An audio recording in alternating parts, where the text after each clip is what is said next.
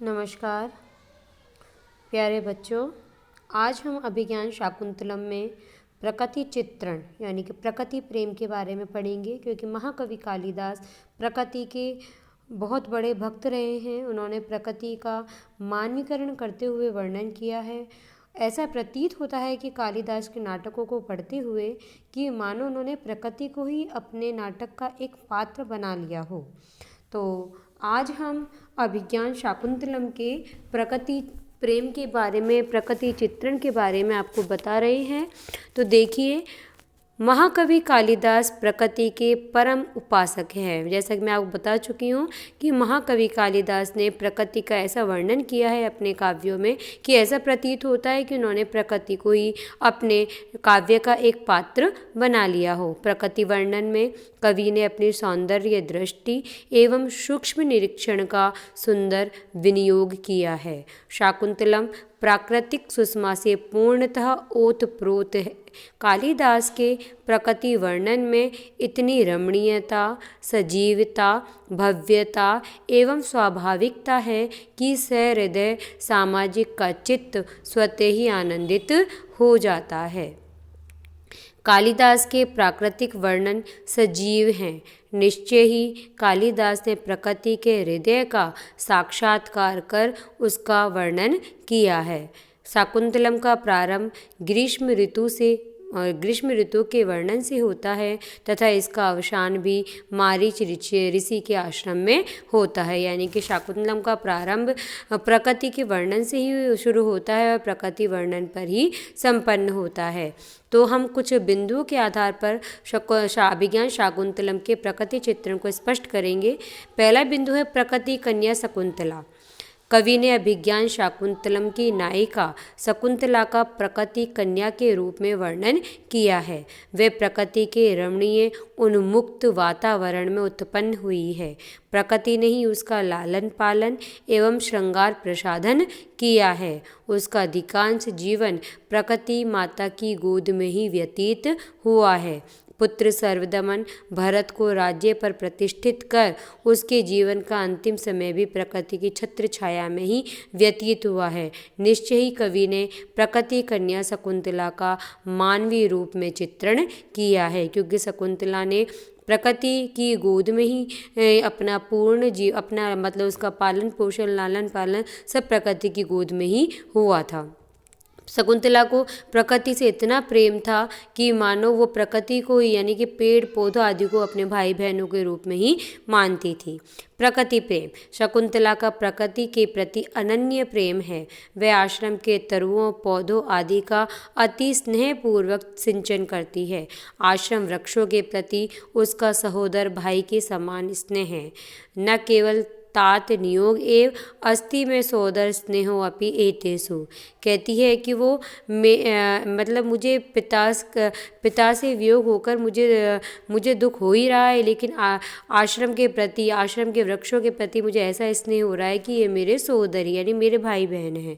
वृक्ष आदि का अनुराग पूर्वक सिंचन करने वाली कण्व लालिता शकुंतला का वृक्ष आदि के साथ इतना स्नेह है कि उन्हें जल पिलाए बिना कभी भी स्वयं जल नहीं पीती थी। प्रिय मंडना होने पर भी उनके पत्तों को नहीं तोड़ती थी तथा उन पर पुष्प आने पर वह सर्वप्रथम उत्सव मनाती थी। इसके लिए एक श्लोक भी है, चतुर्थ अंक का 9वां श्लोक है। पातुम ने प्रथम व्यवस्यति जलम युष्मासु पीतेषु या। तीसरा टॉपिक है मानव प्रकृति का तादात्म्य संबंध। कालिदास ने मानव तथा प्रकृति के तादात्म्य संबंध का सुंदर निरूपण किया है। जितना स्नेह शकुंतला का प्रकृति के प्रति है, उतना ही स्नेह प्रकृति का भी शकुंतला के प्रति है। विदाई के समय शकुंतला प्रकृति के वियोग से दुखी है, तो प्रकृति भी शकुंतला के वियोग से दुखी है। शकुंतला के प्रकृति प्रेम का ही प्रभाव है कि उन्हें उसके पतिगृह गमन के समय वृक्ष देवताओं ने अलौकिक वस्त्र आभूषण प्रदान किए। क्षोमम किंचिदिंदु, इस तरीके से अनेक वस्त्र आभूषण पेड़ पौधों ने उसे प्रदान किए। महर्षि कण्व शकुंतला की सहचरी प्रकृति से विदाई देने हेतु कहते हैं तो कोयल कूक उठती है, मानो कोयल के शब्दों में उसे जाने की अनुमति प्रदान कर दी गई। इस प्रकार चतुर्थ अंक में कवि ने प्रकृति एवं मानव के परस्पर सौहार्द का सुंदर चित्रण किया है। इसमें बताया गया है कि जिस तरह से मानव प्रकृति के प्रति संवेदनशील रहेगा तो प्रकृति भी मानव के प्रति संवेदनशील रहेगी। प्रकृति का मानवीकरण, कालिदास ने प्रकृति का मानवीकरण कर उसे मानव की प्रिय सहचरी बना दिया है। नाटक के अन्य पात्रों के समान प्रकृति की भी महती भूमिका है। बिना प्रकृति के शकुंतला का अस्तित्व ही नहीं है। विदाई के समय शकुंतला, सखियाँ, महर्षि कण्व आदि दुखी हैं तो प्रकृति का अंतस भी हाहाकार कर उठता है। प्रकृति शकुंतला को वस्त्राभूषण देती है, वृक्ष देवता आशीर्वाद देते हैं। शकुंतला के वियोग में हरिणियों ने दर्भ यानी कि घास खाना छोड़ दिया, मयूरों ने नृत्य करना बंद कर दिया तथा लताएं पीले पीले पत्ते गिराती हुई आंसू बहाने लगी। इसके लिए बहुत सुंदर श्लोक है, चतुर्थ अंक में 12वां श्लोक है। उद्गलित दर्भ कवला मृगे परित्यक्त नर्तना मयूरहा। शकुंतला लता बहन वन ज्योत्सना से विदाई लेती है तो शिशु मृग उसे जाने नहीं देता है। ऐसा मानविक चित्रण हुआ है। प्रकृति का स्वाभाविक वर्णन, कालिदास ने प्रकृति का सूक्ष्म, सजीव एवं स्वाभाविक वर्णन किया है। उन्होंने प्रकृति के मनोहर एवं समुज्जल सौंदर्य का सरस प्रतिपादन किया है। देखिए, भय से व्याकुल मृग के धावन का स्वाभाविक वर्णन, ग्रीवा भंगाभिरामम मुहुर्नुपतति चंदने बद्ध दृष्टि। इसमें उन्होंने भय से व्याकुल मृग के धावन का बहुत ही सुंदर वर्णन किया है। इसी प्रकार महर्षि कण्व के आश्रम का कवि ने कितना चित्रोपम वर्णन किया है। निवारा शुक गर्भ कोटर इत्यादि प्रकार से कवि ने प्रकृति वर्णन द्वारा भावी घटनाओं की तरफ भी संकेत किया है।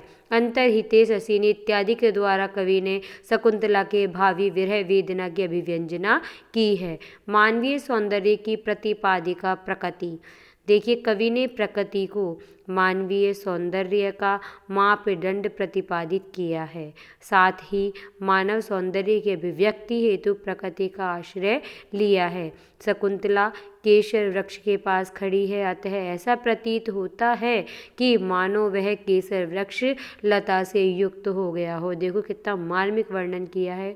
शकुंतला के सौंदर्य का प्रस्तुतिकरण भी अनाघ्रातम पुष्पम इत्यादि आदि में किया गया है।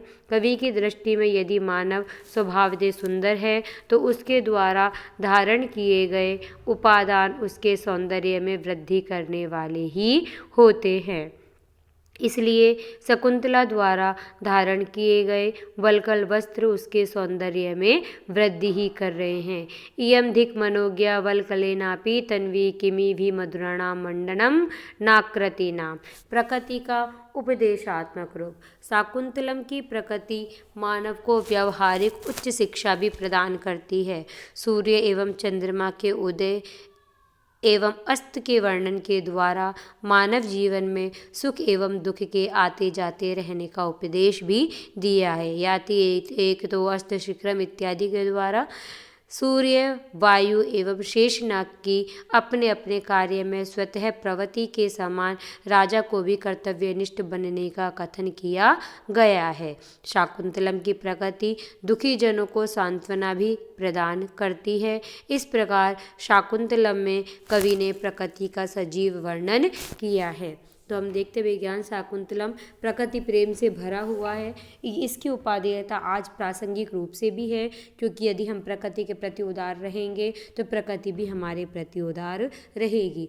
यदि प्रकृति से हम छेड़छाड़ कर ज़्यादा करते रहेंगे तो प्रकृति भी हमें उतना ही नुकसान पहुंचाएगी। तो अभिज्ञान शाकुंतलम का प्रकृति प्रेम मैंने आपको बता दिया, वो स्पष्ट हो ही गया है।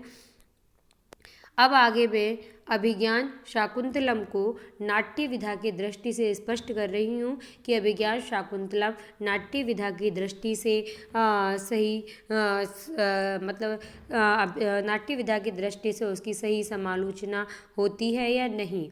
तो मैं सबसे प्रथम वर्णन कर रही हूँ शाकुंतलम का नाट्य शास्त्रीय विवेचन। तो नाट्य शास्त्र में रूपक के 10 भेद माने गए हैं। उनमें से नाटक नामक भेद के अंतर्गत अभिज्ञान शाकुंतलम की परिगणना की जाती है, क्योंकि नाटक के सभी लक्षण इसमें घटित होते हैं। देखिए, मुख्य रूप से नाटक में 3 आवश्यक तत्व माने जाते हैं: वस्तु यानी कि कथा वस्तु, नेता यानी कि नायक नायिका, रस यानी कि उसमें एक प्रधान रस हो और अन्य सभी गौण रस हों। तो 10 रूपक कार आचार्य धनंजय के अनुसार वस्तु नेता रसस तेषाम भेदक है कि वस्तु नेता रस ही उनके भेदक तत्व है और इन्हीं 3 तत्वों के आधार पर किसी भी नाटक का मूल्यांकन किया जाता है। तो सर्वप्रथम हम पढ़ेंगे कथा वस्तु के बारे में। नाटकम ख्यात वृत्तम स्यात्, यानी कि 10 रूपककार के अनुसार साहित्य दर्पणकार आचार्य विश्वनाथ के अनुसार नाटक का कथानक ख्यात वृत्तम प्रसिद्ध होना चाहिए। तदनुसार अभिज्ञान शाकुंतलम की कथा वस्तु महाभारत से ली गई है, अतः वह प्रसिद्ध है। यहाँ अति संक्षिप्त शाकुंतलम की कथा वस्तु भी हम लिख सकते हैं, जो मैंने आपको पहले बता दी है।